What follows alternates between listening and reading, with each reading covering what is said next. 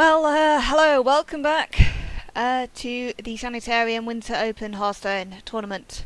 We've seen a load of great battles so far.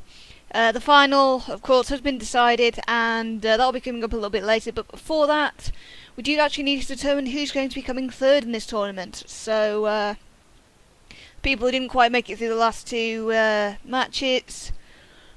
Excuse me, semi-finals, Mikematrix and Zeoste, they are up next, and they will be doing battle for you fairly shortly. And by the looks of it, I haven't even actually needed to prompt them to do so. Let me just make sure.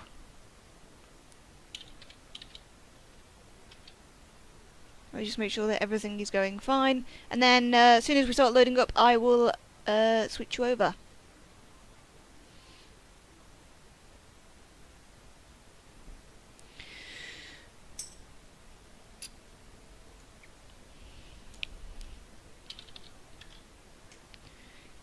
Just making sure that they're ready to go. There we go.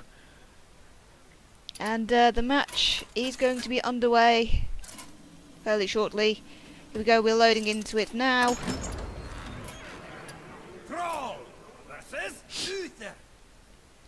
So Mikematrix playing with his Shaman deck, Zeoste starting off with Paladin.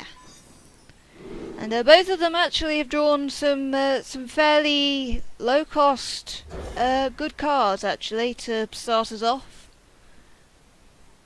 Of course, Zeoste has the advantage with slightly more minions to choose from. But despite drawing another minion, Mike chooses to start with the Leponome. Probably a good idea because, you know, you're not entirely sure how fast you're going to be able to overload with the Tunnel Trog.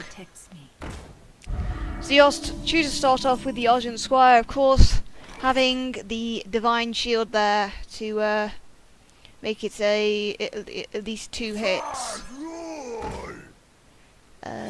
Tunnel Trog is out. Earthshock silences and then kills off the Argent Squire. Earthshock being one of those few cards that silences before it does the damage, which is important. But another card with Divine Shield comes out, the Shielded Minibot, favourite of many Paladin players. Ancestral Knowledge goes out, draws 2 cards, piles up the Tunnel Trog for Mike, and they both go directly to Zeoste's face. Mike getting some value from Leponome here. And now Zeoste has to think what he's going to do. Get in there and fight, maggot! Powering up the Shielded Minibot, uses the coin, and musters for battle. Reporting for duty. Through recruits and a weapon. The Trog is down by the Shielded Minibot, and there goes the Leponome, doing a final 4 points of damage to Zeoste. And of course Mike here stuck with less options because of the overloaded mana crystals, but that is the totem that he could have hoped for. It's better to have the Stoneclaw up there to soak up some damage, because Zeo now has a choice.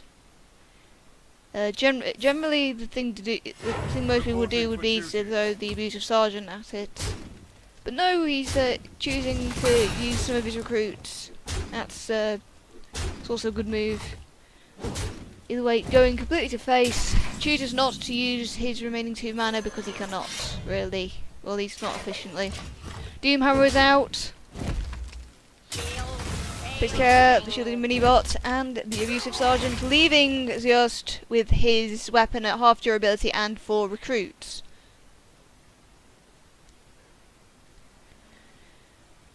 Of course, in the later turns, the overload for Shaman is not as big of a problem as it once was. However, having a Lothar out there means that Mike has even fewer options for this turn. He can play the Argent Horse Rider, or he can summon a totem. What is he going to do? Argent Horse Rider emerges. Takes care of one of the recruits. 2 of the recruits are down. 3 of the recruits are down. Of course, Lotheb is still on the field. And Zeoste has quite a few options in his hand. We'll see what he's going to do. He uses his recruits to take care of the horse rider. A Hammer of Wrath comes in, deals 3 damage, and draws Zeoste a card.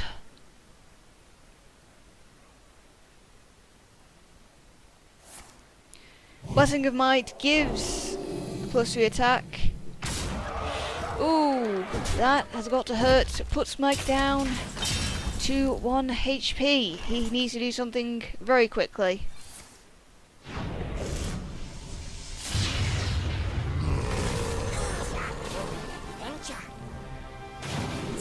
The Finley Murgleson is up, and Mike has the choice of his new hero powers.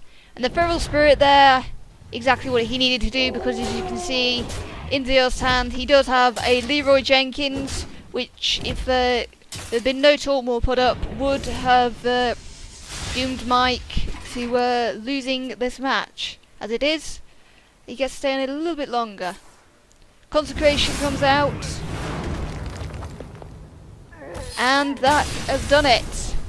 Oh dear, what a shame. Sorry, Mike. So Zeoste goes 1 up in our bronze level, match. Not bronze level match, bronze match. So, oh, we're straight into the second battle. That was quick. Mike going with Druid. Zeoste is using his Paladin again. That is quite a high cost hand that Mike drew. Throws them all back. Oh, hold on a second. I think Mike is using his legendary deck.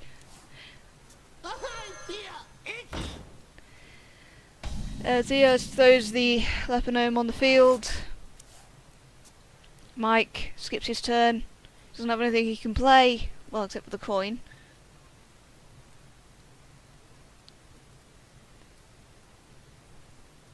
You know, Mike did actually talk about possibly doing this yesterday, so it's interesting to see this.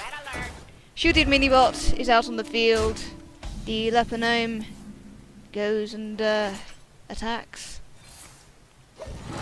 Shapeshift happens. Takes out the Leponome.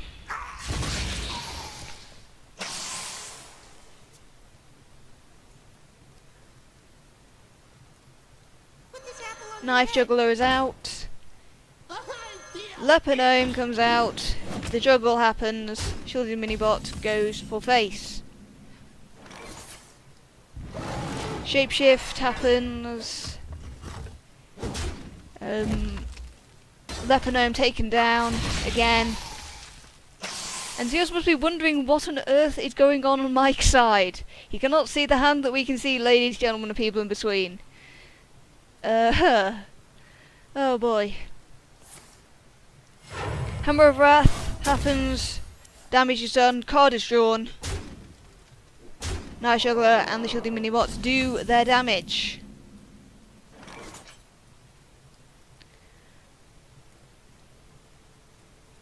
Mike needs to do something now. What is he going to do? Coin happens. No, Lotheb is on the field, which stops one spell being played, but it doesn't prevent him from using his weapons or the other shielded minibot that is in his hand.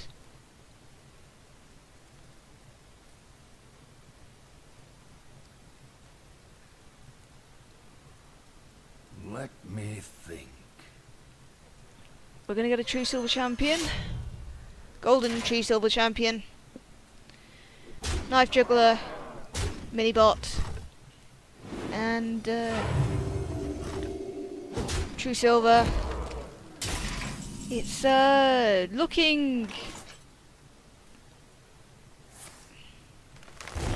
Well, it's looking quite interesting. I'm not entirely sure why Mike chose to play this particular deck. But as the case is, I don't think he's going to win this one. Nope. Zeoste takes the 3rd place in the tournament. So after that, slightly unexpected deck choice there from Mike.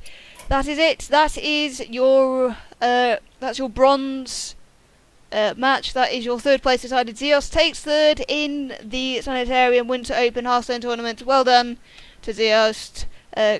Congratulations to Mike. I still thought it was a very interesting deck choice.